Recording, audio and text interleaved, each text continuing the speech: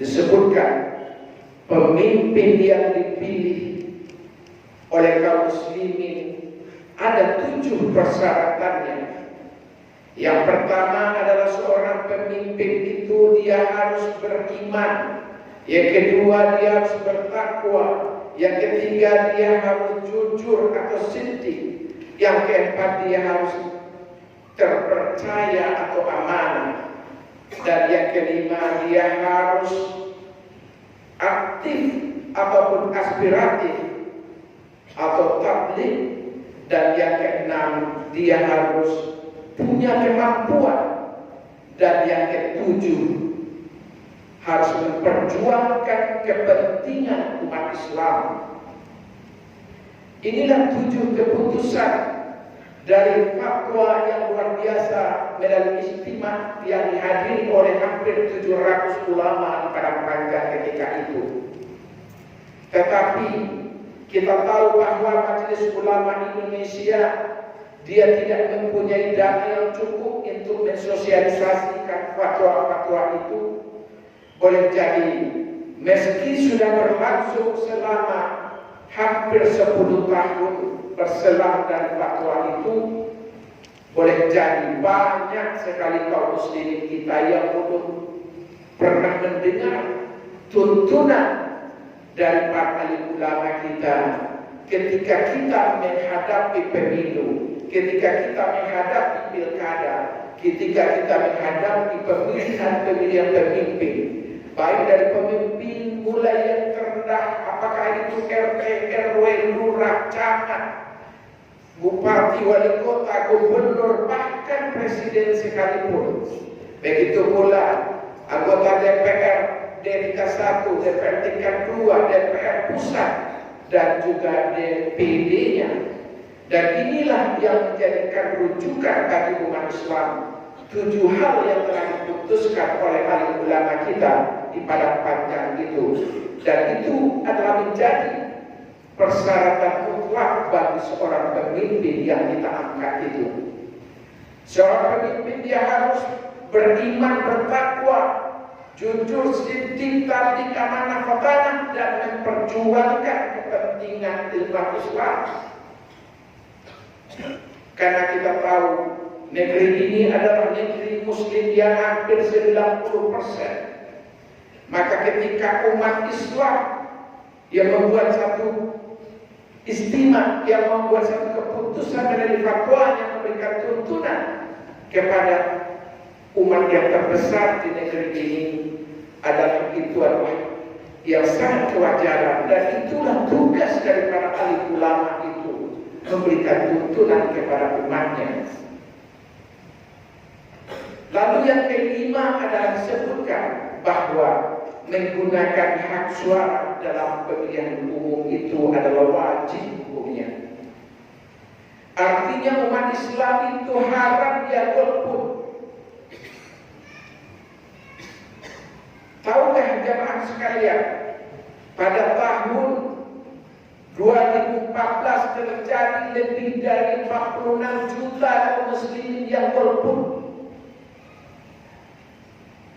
Begitu pula tahun 2009 lebih dari 49 juta yang golput. Saya 3 bulan terakhir ini mencari data dari KPU. Ternyata mengagetkan kita.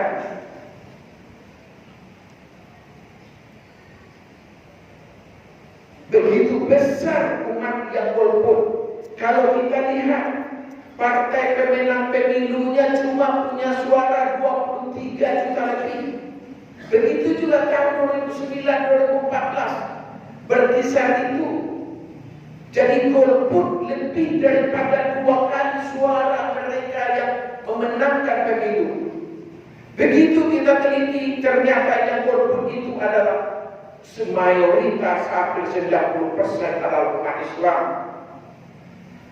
Makanya lah para alim ulama dari Sabang sampai Merauke menyadari betul, berkumpul di Padang Panjang, mengadakan istimewa ulama, melahirkan fatwa-fatwa yang menjadi tuntunan bagi umat Islam. dalam mengarungi kehidupan berbangsa dan bernegara. Makanya tahun 2019, 17 April telah di hadapan mata kita. Tidak boleh lagi ada umat Islam yang golput karena memilih menggunakan selembar suara itu dalam pemilihan umum adalah bernilai jihad. Karena kita memilih pemimpin, umat Islam wajib memilih pemimpin yang beriman, yang bertakwa, yang siddiq, yang tabligh, yang amanah, yang fatanah, yang memperjuangkan kepentingan Islam. Bagaimana kalau umat Islam dia melakukan golput, sementara orang-orang di luar Islam mereka memilih, sementara mereka yang liberal memilih, sementara mereka yang anti-Islam memilih, mereka yang beragama lain memilih, bahkan LGBT, bahkan pula orang gila kita memilih. Bayangkan, makanya orang-orang Islam, orang-orang yang baik dia wajib memilih. Haram dia tidak memilih itu, haram dia golput itu. Karena ini adalah merupakan sudah menjadi keputusan para alim ulama kita yang hampir berkumpul 700 orang di Padang Panjang itu, merumuskan fatwa yang menjadi tuntunan yang luar biasa bagi umat Islam negeri ini. Begitu pula penjelasan daripada fatwa itu dijelaskan, pemimpin dari level manapun dia disarankan untuk dipilih adalah mereka yang amar ma'ruf nahi munkar, yang menegakkan kebenaran di tengah mayoritas rakyat bangsa ini. Itu yang menjadi rekomendasi juga. Maka lebih lanjut penjelasannya adalah, maka umat Islam dia harap memilih orang yang tidak beriman. Umat Islam harap memilih orang yang tidak bertakwa. Umat Islam harap memilih orang yang tidak jujur atau siddiq. Umat Islam harap memilih orang yang tidak terpercaya atau amanah. Umat Islam harap memilih orang yang tidak aktif dan tidak aspiratif, tidak tabligh, dan harap pula memilih orang yang tidak punya kemampuan atau fatanah. Dan juga umat Islam harap memilih orang yang tidak memperjuangkan kepentingan umat Islam. Maka dari mimbar-mimbar masjid seperti inilah kewajiban kita mensosialisasikan fatwa-fatwa majelis ulama yang merupakan guidance, yang merupakan tuntunan kepada umat Islam yang besar, yang terbesar di negeri ini.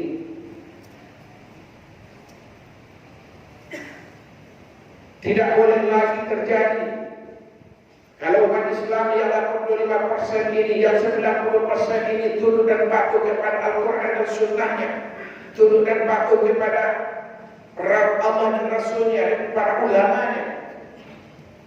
Maka kalau tahun 2014, tahun 2009 kita menyaksikan di kantong-kantong kaum muslimin, di kantong-kantong kaum muslimin, tetapi caleg-caleg DPR RI, DPR tingkat 1, tingkat 2, DPRD-nya dimenangkan oleh orang-orang yang di luar muslim. Bahkan di Bogor sekalipun, di Sukabumi, di Jawa Tengah, kita melihat data-data itu. Begitu juga di Kalimantan Barat, kita pernah dipimpin oleh muslim di sana berjumlah 80%, tapi gubernurnya adalah penista agama. Nah, ini karena umat Islam tidak memahami fatwa daripada ulama itu. Fatwa istimewa ulama pada pajak dalam memberikan teladan, memberikan tuntunan kepada umat Islam negeri ini, dan itu tidak bisa ditawar. Itu adalah sami'na wa ata'na kalau kita sebagai muslim.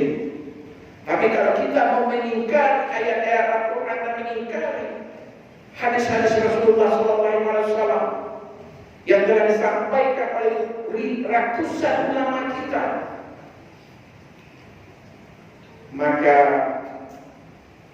tentulah berarti kita menjadi pengingkar, menjadi orang-orang yang ingkar terhadap ayat-ayat Allah. Jadi 2019